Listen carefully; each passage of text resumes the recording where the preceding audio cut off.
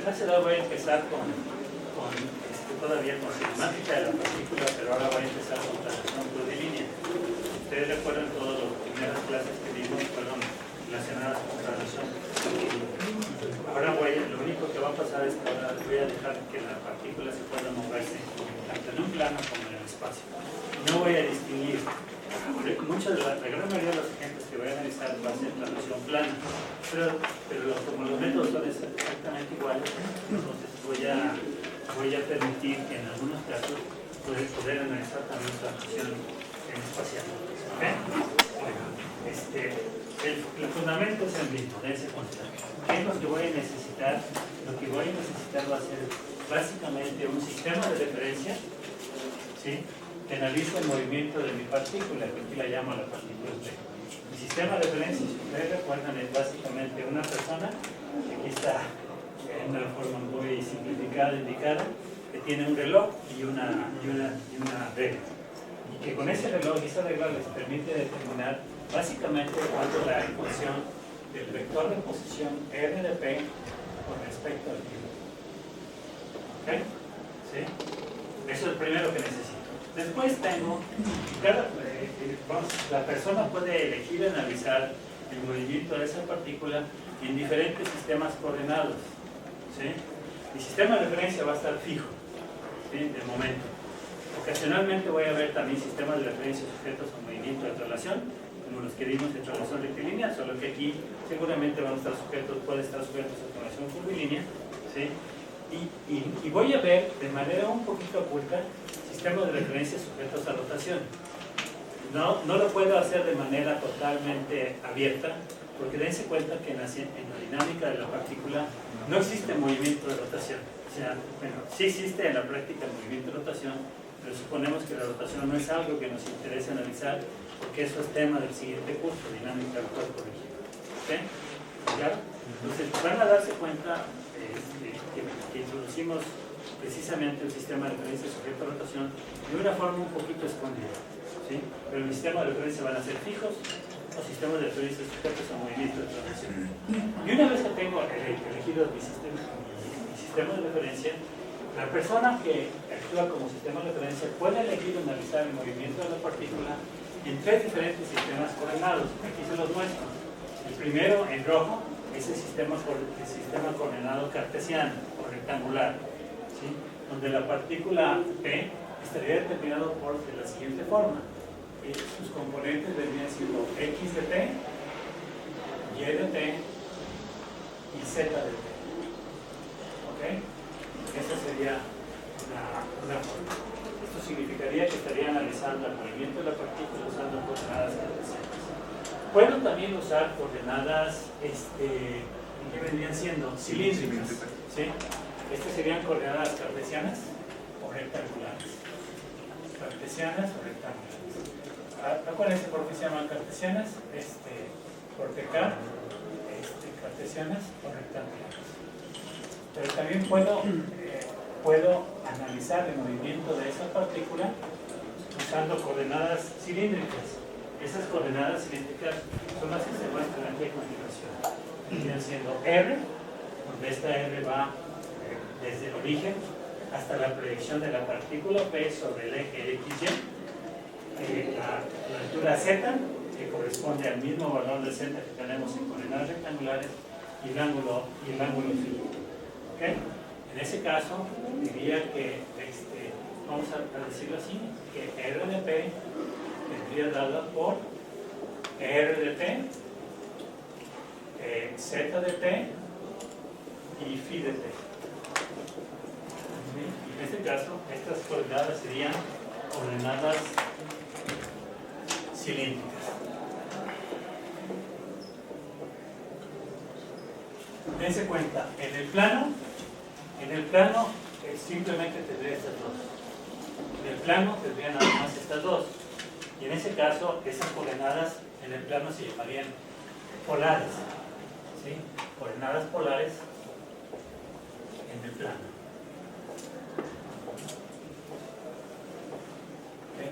Pues dense cuenta, las coordenadas cilíndricas no son más que, las coordenadas polares no son más que un caso particular de las coordenadas cilíndricas cuando el movimiento de la partícula está distinguido en plano. Y finalmente tengo en línea, en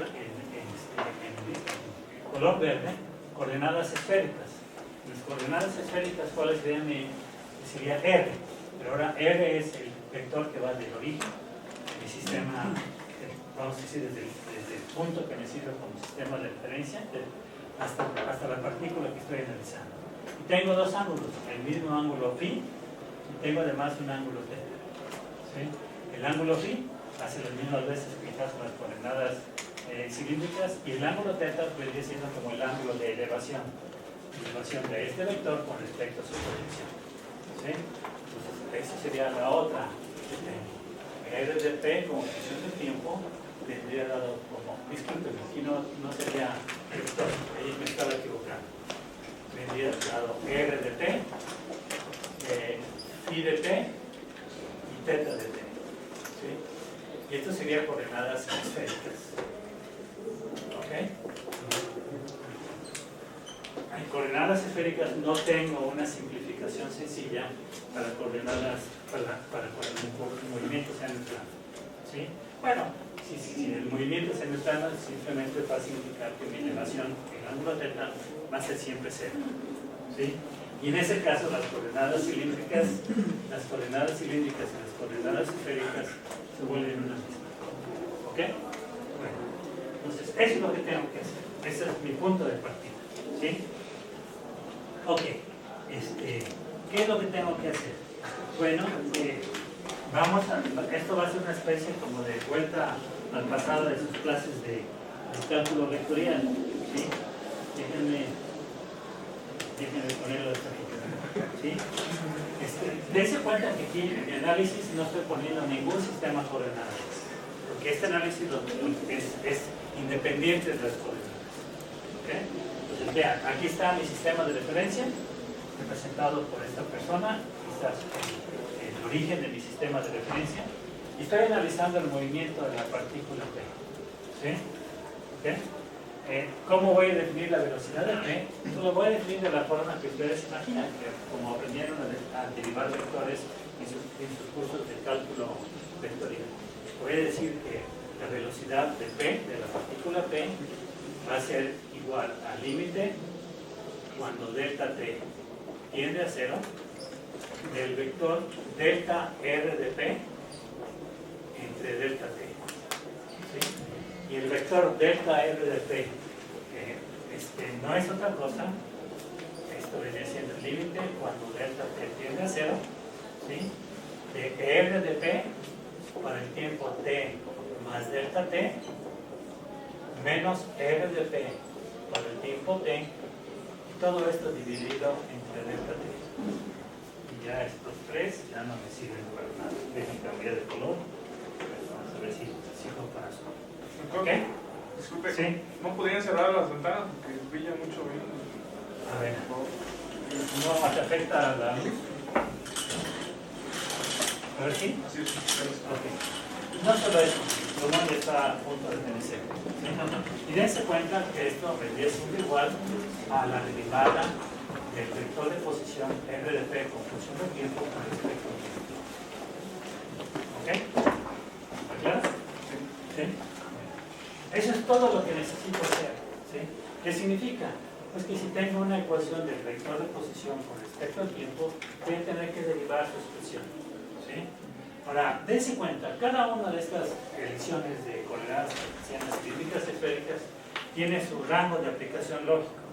Si, por ejemplo, resulta que el movimiento de la partícula, puedo fácilmente escribir las componentes a lo largo de los ejes X, Y, Z, pues evidentemente voy a usar coordenadas cartesianas. En otros casos va a ser más fácil que pueda escribir el vector de posición de la partícula en términos de coordenadas cilíndricas o coordenadas esféricas. Entonces, en cierta forma, el problema me va a decir qué tipo de coordenadas voy a usar. Primero voy a usar coordenadas cartesianas, que van a ser las más usuales, pero eventualmente voy a usar también diferentes otros tipos de coordenadas. ¿Está claro? ¿Sí? Bueno, pues ya con esto ya calculé la velocidad de la partícula. Y la velocidad de la partícula tiene ciertas propiedades importantes, dense cuenta, que siempre tangente a la trayectoria. ¿Está claro? Eso lo saben ustedes, porque este delta R de P es una secante de la trayectoria. Y a medida que esa secante, el intervalo de tiempo se hace más pequeño, este vector delta LP se movería a lo largo de esta línea, de manera que cuando el límite, cuando delta t tiende a cero, este vector es perpendicular a este vector. Eso es importante. ¿Sí? Déjenme remarcarlo. ¿Sí? Déjenme remarcarlo. El vector LP es siempre tangente a la trayectoria.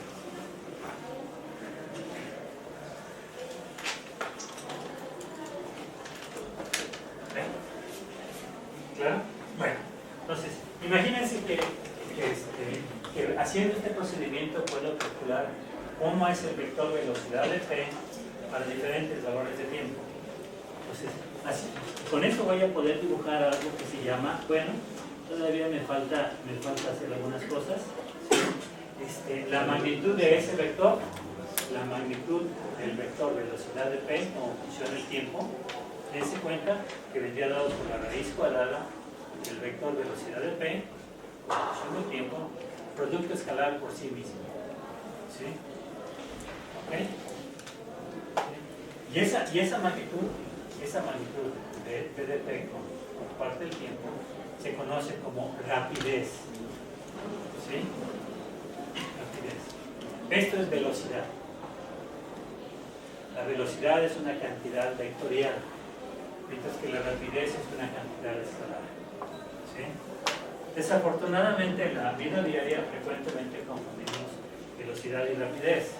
Por ejemplo, cuando ustedes van en su automóvil o su compañero va en su automóvil, le preguntan ¿a qué velocidad vas? Ven, encuentra su odómetro y si va a buena velocidad va a 80 km por hora. Si le gusta arriesgar su vida, va a 160 km por hora. ¿Okay? Pero decimos velocidad, cuando lo que debería decir es decir rapidez. ¿Está claro? ¿Sí? ¿Por qué? Porque la velocidad es una cantidad vectorial. Dense cuenta que el odómetro no les indica cuál es la dirección del vector cuando están tomando una curva. Pero lo único que les da es la magnitud de la velocidad. Bajo ciertas suposiciones, sus llantas están infladas donde están a la presión adecuada, de manera que el radio de las llantas. Básicamente el odómetro lo que hace es calcula la velocidad angular de las llantas. Y suponiendo que el diámetro de las llantas está fijo, determina cuál es la velocidad del automóvil. La rapidez del automóvil. ¿Ok? ¿Está claro? Entonces, en algunos casos vamos a tener que ser cuidadosos en evitar ese conflicto de lenguaje. ¿Sí? Ok. Entonces, ahora, ¿qué voy a hacer ahora? Bueno, imagínense que hago lo siguiente. Imagínense que ya calculé los vectores de posición de la partícula para diferentes valores de tiempo. Evidentemente esos vectores van a estar en diferentes puntos de la trayectoria de la partícula. ¿Qué es lo que voy a hacer aquí? Voy a suponer, déjenme regresar a mi figura, a mi figura anterior. Por ejemplo, aquí tengo la velocidad de P para un tiempo T. Llego de cuenta que para ese tiempo T lo traslado y repito ese proceso para diferentes valores de tiempo. Ya sé que mis vectores de velocidad son siempre tangentes a esa trayectoria. Uno va a estar aquí, otro va a estar acá, otro va a estar acá. Pero supongo que no me interesa, vamos a decir, el punto de localización de esos vectores. Los agarro y los pongo en un origen común. ¿Sí? Pues, a la hora que hago eso, lo que obtengo es lo que se llama la curva odógrafa. Creo que viene del letra griega grafos de descripción. Odo significa velocidad. Por eso se llama, por ejemplo, el aparato que ustedes, que determinamos la rapidez de los automóviles, se llama odómetro. ¿Sí? Pero sin H. Esto viene bueno, les soy sincero, no sabría si esto lo traduje literalmente del inglés. ¿Odos es de camino? También creo que vendría velocidad. ¿Sí? ¿Ok? Entonces, se llama descripción, o grafos de descripción, sería descripción de la velocidad. Esta es la curva odógrafa. ¿Y cómo se forma la curva odógrafa? Pues nuevamente, como les dije, agarrando los vectores de velocidad para diferentes valores de tiempo, poniéndoles un origen común, ¿sí? Entonces, la curva que une todos los puntos de estas pequeñas flechas Esa sería la que se llama la curva odógrafa. ¿Ok? Entonces, lo que voy a hacer, voy a derivar, vamos a decir, los vectores asociados a esa curva odógrafa. ¿Y qué es lo que voy a obtener? Lo que voy a obtener va a ser la aceleración de la partícula P. La aceleración de la partícula P va a venir dado como, nuevamente, el límite cuando delta T tiende a cero, ¿sí? de delta de la velocidad de P para un tiempo T con respecto al tiempo, ¿sí?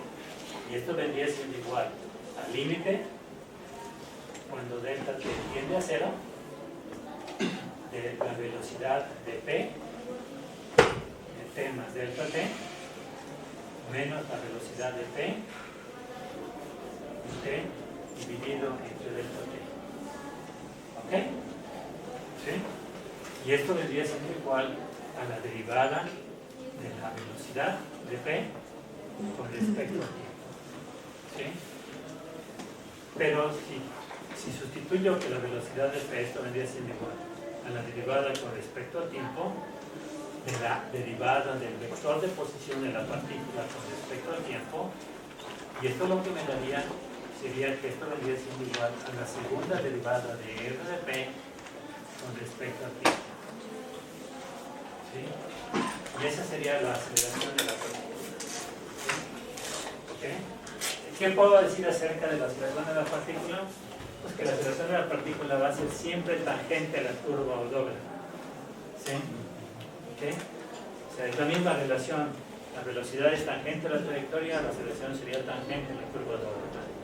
En general, la aceleración de la partícula no tiene una relación determinada con la trayectoria de la partícula. Puede ser tangente en algunos casos, puede ser normal en otros casos, ¿sí? O puede tener una componente normal o una componente tangencial. ¿Ok?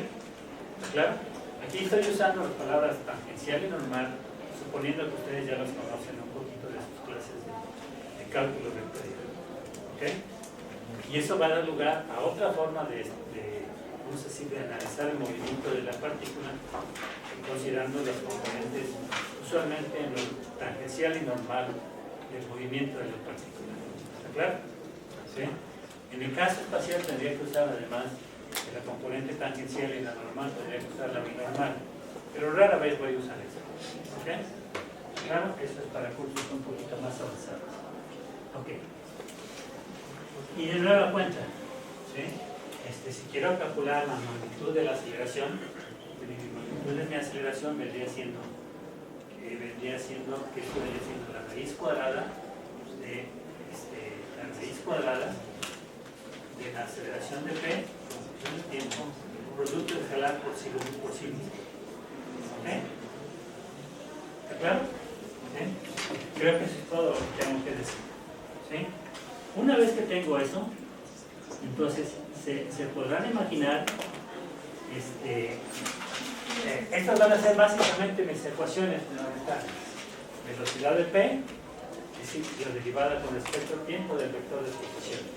La aceleración de P va a ser la derivada con respecto al tiempo de la velocidad de P, va a ser igual a la segunda derivada del vector de posición con respecto al tiempo. Y de nuevo, aquí voy a tener dos diferentes tipos de problemas. ¿Sí? En realidad aquí solo voy a resolver básicamente uno de los tipos, porque los otros se vuelven muy complicados, a menos de que de pronto vamos a decir, pueda hacer una descomposición rápida de la aceleración en términos de las coordenadas cartesianas, de las coordenadas radiales, cilíndricas perfectas. ¿Okay? Entonces, el primer tipo de problemas que voy a hacer va a ser el problema de análisis. ¿Sí? Análisis del movimiento. ¿Sí? ¿Cómo lo definiría esto? Bueno, básicamente conocido el vector de posición con respecto al tiempo, calcular su velocidad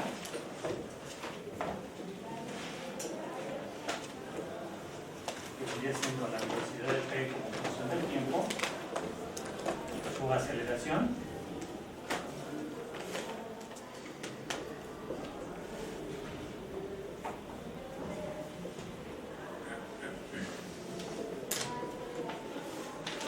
y otras, ¿qué podría decir? Y otros, vamos a ponerlo así, y otros resultados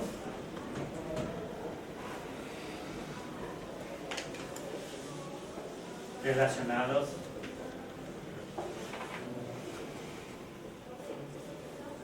con estos vectores.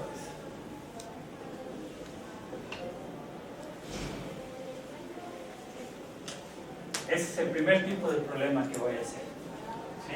Dense cuenta que ese sería equivalente al que hicimos en relación rectilínea. Si conozco cuánto vale S de P, calculo cuánto vale su derivada, que sería la velocidad de P en relación rectilínea, y calculo su segunda derivada, que sería la aceleración de P en relación rectilínea. ¿Sí? Este se fue el caso más sencillo. ¿Cuál fue el caso más complicado? El caso más complicado fue, vamos a decir, y para esto necesito, si ustedes se fijan, la herramienta fundamental que necesito es diferenciación vectorial. Diferenciación vectorial. Bueno, una vez que tengo la derivada, que calculo las derivadas, pues tengo que usar todo lo que he aprendido además en matemáticas. ¿Ok? ¿Sí? Ahora, ¿cuál es la otra tarea? Esta tarea va a ser un poquito más complicada, ¿sí? En general va a ser mucho más complicada, va a ser integración del movimiento. ¿Sí? ¿Ok? Integración del movimiento. ¿Cómo los formularía aquí? ¿Se acuerdan qué hicimos cuando era traslación rectilínea? Cuando era traslación rectilínea, dijimos que podríamos decir que la aceleración es la función del tiempo, de la posición y de la velocidad.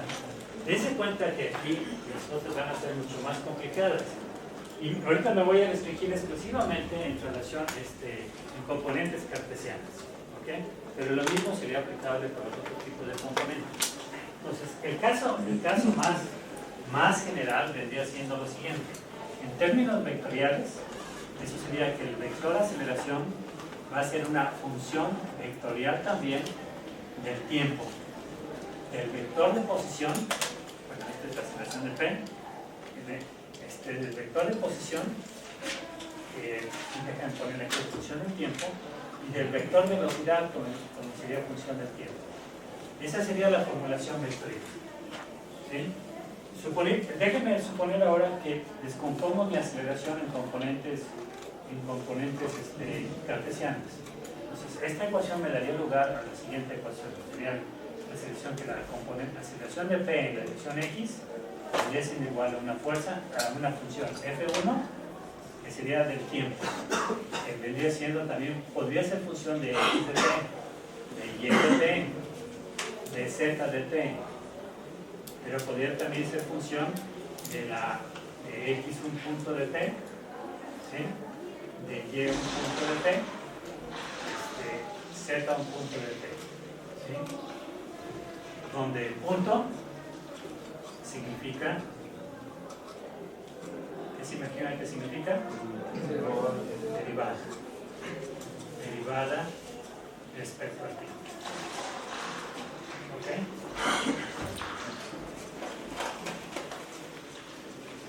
Eso nada más con respecto a X.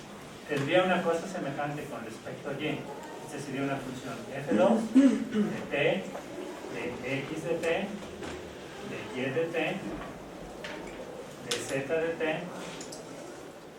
de X un punto de T, Y un punto de T y Z un punto de T. ¿Ok? Y después tendría la aceleración de T en la dirección del eje Z, tendría una función F de 3, que podría ser función del tiempo, podría ser función de X de T, de Y de T, de Z de T, y podría ser también función de X un punto de T, Y un punto de T, y Z un punto de T. Dense cuenta, si nos costó trabajo hacer una, esta nos va a costar mucho más trabajo, porque esto representaría un sistema de ecuaciones diferenciales ordinarias, no necesariamente lineales. ¿Ok? Entonces, en general, la única forma, si tuviéramos una ecuación complicada, la única forma sería recurrir a solución numérica de estas ecuaciones diferenciales. Evidentemente, posteriormente voy a analizar casos en los cuales puedo llevar a cabo esa integración. ¿Ok? ¿Está claro? ¿Sí? Entonces, esas van a ser las dos tareas. ¿Cuál voy a empezar? Voy a empezar primero por las más sencillas. ¿Sí? ¿Ok? Veamos. Este apunte se llama cinemática de la partícula en operación curvilínea. Por favor, chequen que esté completo. Ya debe tener 31 páginas. ¿Sí? Y al final también tiene una serie de problemas. ¿Ok? ¿Está claro? ¿Sí? Bueno, ok. Aquí está lo que les había comentado. Bueno, aquí todavía puedo hacer lo siguiente. Ok. Déjenme hacer lo siguiente. Todavía antes de empezar con problemas, déjenme hacer precisamente esto que está indicado aquí. ¿Sí? Que es la parte de análisis.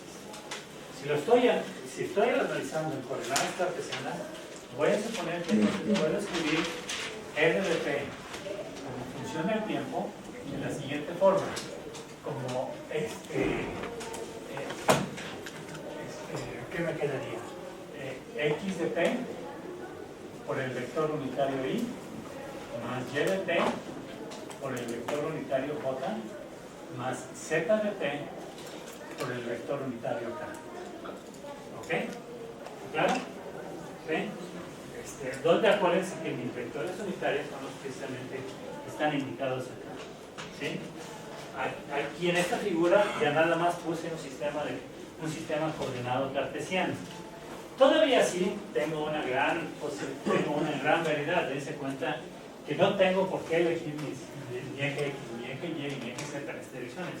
Podría elegirlo con alguna diferente orientación. ¿Ok? Todavía ahí tengo un montón de posibilidades. Pero usualmente el problema me va a decir cuál es la forma más adecuada de seleccionar mis ejes cartesianos. ¿Está claro? Pues una vez que tengo eso, pues voy a repetir ese proceso que tengo ya, pero lo voy a repetir tomando en cuenta las componentes cartesianas. ¿Qué pasaría? Me quedaría que la velocidad de P como función del tiempo, esto me quedaría igual a la derivada de R de P como función del tiempo, ¿sí? Y vendría siendo igual a la derivada con respecto al tiempo de X de T por Y más Y de T por J más Z de T por K. ¿Ok? ¿Sí? ¿Claro? Y de acuerdo con las reglas de cálculo diferencial que ustedes aprendieron, que tengo que hacer a continuación.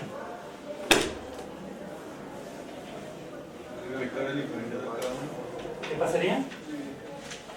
Voy a derivar X de T con respecto al tiempo por el vector unitario Y más la derivada de Y de T con respecto al tiempo por el vector unitario J más la derivada de Z de T con respecto al tiempo por el vector unitario K. Son vectores unitarios. ¿Ok? A veces se me olvida ponerles el gorrito. ¿Sí? Pero ¿qué pasa? ¿No tengo que derivar también los vectores unitarios Y por TK?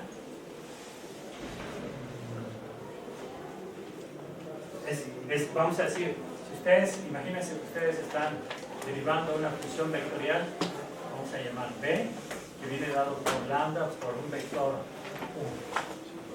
¿Okay? Bueno, la derivada de B con respecto al tiempo vendría siendo igual. Sería igual a la derivada de lambda con respecto al tiempo por el vector unitario U más lambda por la derivada del vector unitario del vector U, no necesita ser unitario, U con respecto al tiempo. ¿Sí? Eso es lo que seguramente aprendieron. ¿Qué pasa aquí? ¿Por qué no he derivado los vectores unitarios? Son constantes. ¿Mande?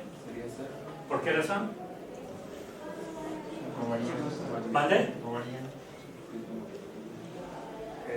¿No varían qué? Pues la magnitud no es suficiente. pero puedo tener vectores que no varían su magnitud y su derivada no sería cero. Una cosa que es importante que se den cuenta, para que la derivada de un vector sea cero, no solo necesito, aquí lo único que me dicen es que la magnitud, por ejemplo, para el vector unitario y, multiplico por el vector unitario y va a ser igual a 1. ¿Sí? Pero si derivo esta expresión, esto me quedaría que y, producto escalar del vector unitario y con respecto al tiempo, más la derivada de y con respecto al tiempo por el vector unitario y va a ser igual a 0, porque la derivada de 1 es igual a 0. Y dense cuenta como que el producto escalar es conmutativo, esto me diría simplemente que 2 veces y por la derivada del vector y con respecto al tiempo va a ser igual a 0. Bueno, esto es válido para cualquier vector de magnitud constante. En todos los vectores de magnitud constante su derivada es perpendicular al vector. ¿Sí? ¿Sí? Entonces, eso es algo que tienen que tener muy en cuenta, es que el hecho de que un vector sea de magnitud constante no me asegura que su derivada sea 0. Lo que me asegura es que su derivada es perpendicular al vector. Pero aquí hay otra característica importante. ¿Cuál es? No varía con respecto al tiempo. La dirección de estos vectores unitarios no varía. ¿Sí? Porque mi sistema coordenado está fijo. De manera que mi vector unitario Y siempre va a tener esta dirección. Mi vector unitario J siempre va a tener esta dirección. Mi vector unitario K siempre va a tener esta dirección. Entonces, mis vectores unitarios son vectores, además de ser unitarios, son constantes. Magnitud constante y dirección constante. ¿Ya? ¿Sí? Aquí no voy a ver otro tipo de vectores porque nuevamente, si los vectores unitarios cambiaran su dirección, significaría que estarían sujetos a movimiento de rotación. ¿Está claro? Y acuérdense que el movimiento de rotación no forma parte de este curso. ¿Está claro? ¿Sí? Pero es algo que tienen que tener en cuenta. Esto va a ser muy importante. Aquí lo hice para un vector unitario, pero esto lo puedo generalizar fácilmente para cualquier vector unitario de magnitud constante. ¿Está claro? ¿Sí? Okay. Bueno, entonces, una vez que tengo eso, entonces ya puedo, esa expresión que tengo me dice cuál es la derivada de la velocidad de P. ¿Sí? Y si quiero calcular la magnitud, entonces vamos a ponerle, déjame ponerle aquí la derivada del vector unitario Y con respecto al tiempo es igual a la derivada del vector unitario J con respecto al tiempo y es igual a la derivada del vector unitario K con respecto al tiempo, porque Y, J y K son vectores constantes. ¿Sí? Vectores constantes significan no solo que su magnitud es constante, sino que su dirección también es constante. ¿Está claro? ¿Sí? ¿Entienden? Bueno, una vez que tengo eso, la rapidez de la partícula, y déjame, para ahorrarme el signo de raíz cuadrada, la rapidez de la partícula al cuadrado no va a ser otra cosa más que la velocidad de P como función de tiempo, producto escalar por sí mismo. ¿Sí? Esto me quedaría la derivada de X con respecto al tiempo. Bueno, vamos a ponerlo así. La derivada de X de T con respecto al tiempo al cuadrado más la derivada de Y con respecto al tiempo al cuadrado más la derivada de Z con respecto al tiempo al cuadrado. Y esto frecuentemente lo ponemos así, como X un punto de T al cuadrado más Y un punto de T al cuadrado más Z un punto de T al cuadrado. ¿Está claro? ¿Sí? Bueno, ok. Tengo mi velocidad. Ahora voy con mi aceleración. ¿Qué voy a hacer? Bueno, con mi aceleración me quedaría que la aceleración de P como función del tiempo va a ser igual a la derivada de la velocidad de P como función del tiempo. ¿Sí? ¿Ok? Y esto me quedaría igual la derivada con respecto al tiempo. Sustituyo la expresión de la velocidad. La derivada de R de P con respecto al tiempo y con respecto al tiempo. ¿Sí? Esto me quedaría igual a la segunda derivada del vector de posición con respecto al tiempo. ¿Sí? ¿Ok? ¿Y qué pasaría aquí? Bueno, a partir de aquí esto me quedaría igual a la derivada con respecto al tiempo, ¿sí? De la derivada de x de t con respecto al tiempo por i, más la derivada de y de t con respecto al tiempo por j, ¿sí? Más la derivada de z de t con respecto al tiempo por k. ¿Ok? Y esto me quedaría de la siguiente forma. La segunda derivada de x de t con respecto al tiempo por i, nuevamente las derivadas de mis vectores unitarios i, j y k son cero, ¿ok? Porque son vectores constantes, ¿sí? Más la segunda derivada de y de t con respecto al tiempo con el vector unitario j, ¿sí? Más la segunda derivada de z de t con respecto al tiempo con el vector unitario k. ¿Okay? O bien, esto lo puedo poner como x dos puntos de t por el vector unitario i más y dos puntos de t por el vector unitario j más z dos puntos de t por el vector unitario k. ¿Ok? ¿Sí? Y finalmente, si quiero calcular la magnitud de la aceleración de p, finalmente, para evitar mi problema lo voy a llevar al cuadrado, no va a ser otra cosa más que el producto escalar de la aceleración de p por sí mismo. ¿Ok? Esto me quedaría igual. Déjenme hablarme un poquito a este cálculo. Ya no lo voy a poner tampoco. Como x dos puntos de t al cuadrado más y dos puntos de t al cuadrado más z dos puntos de t al cuadrado. ¿Sí? ¿Ok? ¿Claro? Entonces, básicamente es lo que necesito para hacer el análisis. ¿Sí? Acuérdense que en el análisis supongo que conozco cuál es la ecuación del vector de posición de p y lo que quiero obtener es su velocidad y su aceleración. Y quizás me piden otras cosas relacionadas con estos nuevos vectores. ¿Está claro? Sí. Pero es relativamente sencillo. ¿Ok?